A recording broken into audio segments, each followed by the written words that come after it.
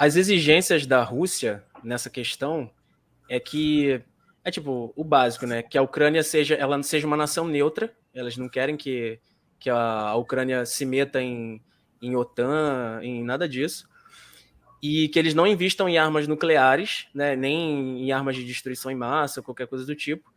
Que eles reconheçam as repúblicas, né, de Donetsk e Lugansk como independentes.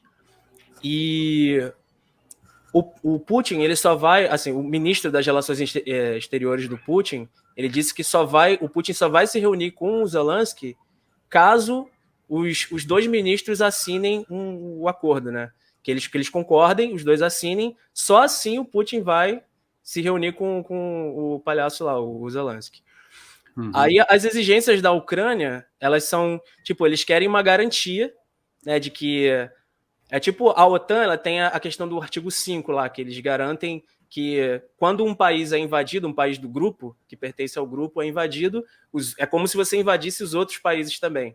Então, todos eles se juntam para defender aquele país. Então, a Ucrânia, ela quer um negócio, ela não quer, assim, ela diz que não vai entrar na OTAN, mas ela quer uma garantia, né, de que ela não vai ser invadida. Aí ela colocou, os países que ela colocou seria uma espécie de consórcio, né? Não é bem a OTAN, mas é uma outra espécie de consórcio. Seria a Rússia, né? Seria composto pela Rússia, Reino Unido, China, Estados Unidos, Turquia, França, Canadá, Itália, Polônia e Israel. E ela se comprometeu a não aderir a nenhuma aliança militar com outros países. E mesmo os exercícios que ela for fazer, os exercícios militares, ela teria que reportar previamente a esse consórcio, né, para não ter para evitar qualquer tipo de problema. E ela também ofereceu uma moratória de 15 anos sobre o status da Crimeia, porque a Crimeia é tipo um acordo à parte, né? Tem esse acordo esse acordo principal, né, entre a Rússia e a Ucrânia, do conflito de agora. E tem esse conflito lá dessa questão da Crimeia, porque a Crimeia, para a Rússia, pertence a ela, né? Só que a Ucrânia, ela quer um pedaço também. Então, todo mundo quer um pedacinho da Crimeia. Então, o acordo é segundo a Ucrânia, só que a Rússia não concorda. Então, por isso que eles ainda não entraram em acordo justamente por causa disso. Porque cada um quer um pedaço. E a questão da treta lá de Donetsk e Lugansk, que a Ucrânia quer também uma parte desse território. Ela não quer aceitar 100% da independência desses territórios, né? Eles querem que eles baixem a cabeça, né? Não é bem como o ministro das Relações Exteriores da Rússia falou, que não é bem um cessar-fogo, né? Eles estão diminuindo ali os ataques para ver se eles chegam a um acordo. Caso a Ucrânia cumpra, né, com a parte deles no acordo, eles vão segurar, né? Vão segurar os ataques, mas o Ocidente parece que não quer muito isso, né? O Ocidente parece que quer forçar o conflito o máximo possível. É uma cortina de fumaça, na verdade, né? Essa guerra é mais uma cortina de fumaça para o real objetivo dos Estados Unidos, como sempre. Pois né? Pode falar. Então, Rafael, teve uma notícia que saiu agora, um vídeo curtinho que saiu agora no canal Arte da Guerra, em que o cara lá fala que já temos um vencedor na guerra, né? Que é os Estados Unidos, que assinou um acordo com a Europa para vender gás liquefeito. E com esse tipo de coisa a gente já percebe os principais interesses que estão por trás de tudo isso, né? Sim. É o real motivo da guerra. Inclusive também essa história de que a OTAN é apenas uma organização de defesa, tal, isso é balela, né? A OTAN é simplesmente um mecanismo de ocupação dos Estados Unidos. Todos esses países que são, de alguma forma, ligados à OTAN têm de contribuir com 2% do PIB para o órgão, né, para a organização, e eles ficam totalmente submissos ao Washington. É muito claro isso. Eu pude acompanhar de perto isso na Macedônia, que entrou recentemente para a OTAN, e, enfim, ela foi basicamente ocupada pelos Estados Unidos. Eles mandam em tudo lá agora. Inclusive, essa mudança de nome ridícula foi por causa disso, né? Então, é muito claro, a OTAN é um órgão de ocupação dos Estados Unidos. Eu aprendi com você essa da Macedônia do Norte, eu nem sabia desse nome. E aí você me explicou Eu também. meses atrás. E quando fala dos Estados Unidos, vamos falar a verdade, né? São os oligarcas bancários americanos do Fed, que o Fed é uma associação privada de bancos.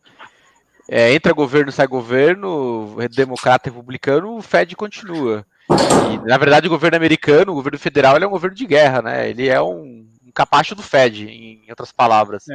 Então, e a OTAN sendo capacho dos Estados Unidos, fica a OTAN capacho do Fed. Então, Jaraguá, só uma coisa, o Fed, na verdade, não é privado, tá? Isso aí também é dourar a pílula.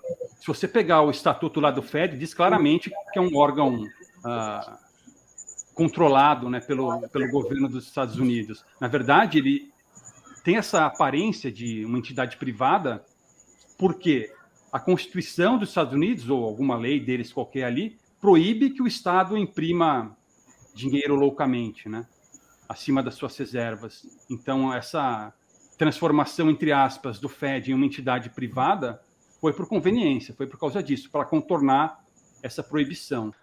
Qualquer dia eu faço um vídeo sobre isso. É bem confuso, né? O Fed ele começou junto com o lobby dos bancos, porque cada banco tinha sua moeda, né? Foi a história da evolução do dinheiro. As pessoas elegiam um banco para guardar seu ouro e ganhavam uma cédula daquele banco. E começou a ter certa desconfiança de alguns bancos, então começou a ter certas escolhas de cédulas, e os principais bancos se reuniram e criaram um banco central, meio que para coagir todo mundo a deixar o ouro agora não mais no banco, mas no Fed, e unificar as cédulas. Esse início do Fed nada mais que foi que uma cartelização dos principais bancos para matar essa capacidade dos bancos pequenos de emitir moeda, né?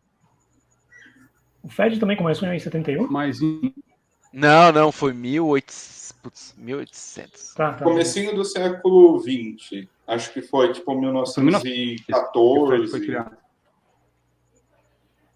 Quando? Foi em 1913. O Fed não pertence a ninguém. Foi criado em 1913 e tal, para servir como Banco Central Nacional. É uma agência do governo federal e reporta diretamente ao Congresso e é responsabilizada por ele também. Ou seja, enfim, é um banco estatal. Sim, que é controlado pelo Congresso. Mas a sua origem, ele foi de cartel de bancos, né? Os bancos se cartelizaram, os maiores, e junto com o Jaraguá, Congresso... cartel de banco é só um outro braço do Estado, né? Sim.